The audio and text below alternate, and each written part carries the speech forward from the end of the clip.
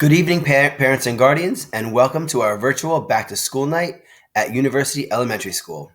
My name is Mr. LaPierre, and I'm the literacy specialist at University Elementary School. Today, I will be talking about myself, our curriculum and materials, attendance and grading, our virtual learning expectations, some ELA reading tips, and I'll conclude with my contact information. To start, all about me. Some educational background. I graduated high school at Columbia High School in Maplewood and South Orange, which is just a neighbor to Irvington. I received my undergraduate degree at the University of Delaware. I received my master's degree at Walden University. I've been teaching in Irvington for 14 plus years. For about 10 years, I was a fourth grade teacher at Thurgood Marshall. More recently, I've become a literacy coach at University Elementary School. I hold a teaching certificate for K-5, and I also hold my principal certificate. My role as a specialist. So my role is a little bit more unique than a classroom teacher. In my role, I provide classroom resources and materials. I also support implementation and curriculum and district initiatives. I help strengthen instructional techniques through professional development and support scholar leaders in the classroom via modeling, coaching, and peer feedback. Next, we'll talk about curriculum and materials. The curriculum that we use for English Language Arts, or ELA, is Reading Wonders. That is our core reading program. Reading Wonders includes print text and digital resources. It is aligned to grade level content and curriculum standards. It is a comprehensive K-5 literacy solution designed to meet the challenges of today's classroom and reach all learners.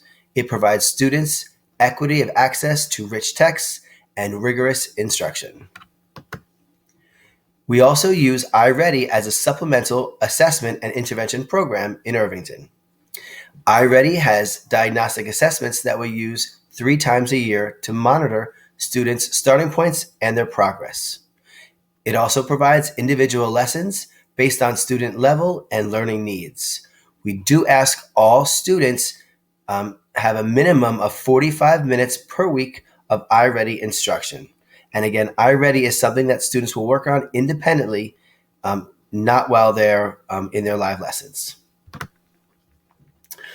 We asked for students to have these materials for class: pencils, notebooks, a Chromebook.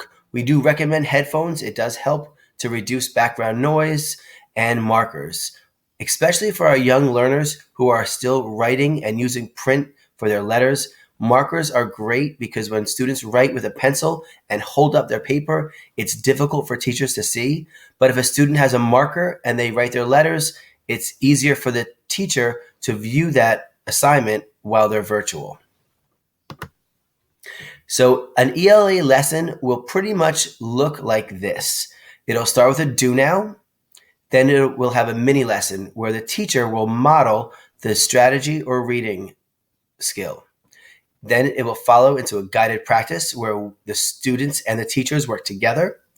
And then the student will have independent practice where they can practice the strategy or reading skill.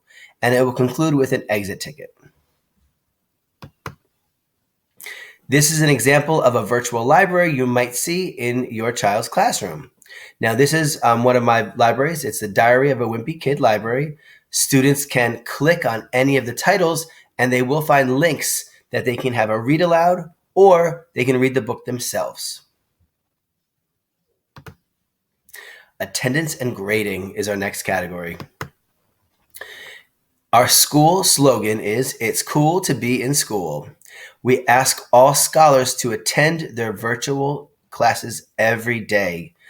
Students should log into their live classes by 8:45 each morning using the link in the Google Classroom banner. Students should attend all classes, including specials. Students should complete all assignments posted in their Google Classroom daily. If a student cannot be in the live lesson, they should notify their teacher in advance just so the teacher knows why they're not in the live class that day. Scholars are responsible to make up all missed assignments as soon as possible, and it should take no longer than 1 week when the lesson was assigned.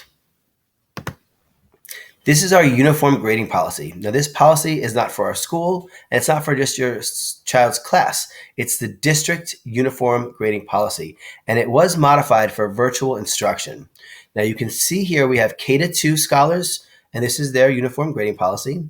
When they have a written or writing assignments, it's 25% of their grade, and they need at least 5 assignments for the cycle. Quizzes are 10% of the students' grade, and they need at least 3 quizzes for the cycle. Independent assignments and projects are 15% of the student's grade, and they need at least 3 for the cycle. And something new that does have a large weight is participation. It's 50% of the student's grade, and it could include attendance and any contributions and forum discussion, and the number of assignments is at the teacher's discretion. Now we're going to move to 3 to 5. Now the student will have tests and essays, and that's 30% of their grade, and they need to have at least 2 per cycle. For quizzes and projects, it's 25% of their grade, and they need a minimum of 4 per cycle. Independent assignments are 25% of their grade, and there's a minimum of 8 assignments. And now we have participation, which is 20% of the student's grade, and the number of assignments is to the teacher's discretion. On the bottom, you do see here a grading scale. This is something that most of us are familiar with. It's the criteria for the A is 90 to 100, B 80 to 89%, C 70 to 79%, and then D and F. Our virtual learning expectations. Now, these are expectations that are pretty much across the board in all of our homeroom classes. Class meeting expectations.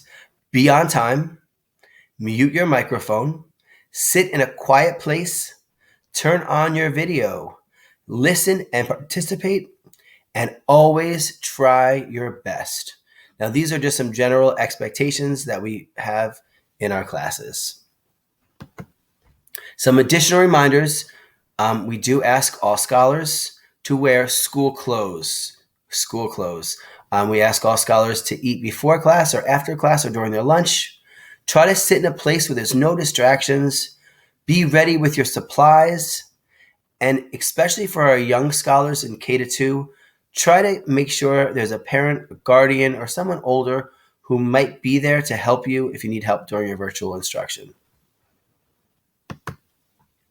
So here are some reading tips.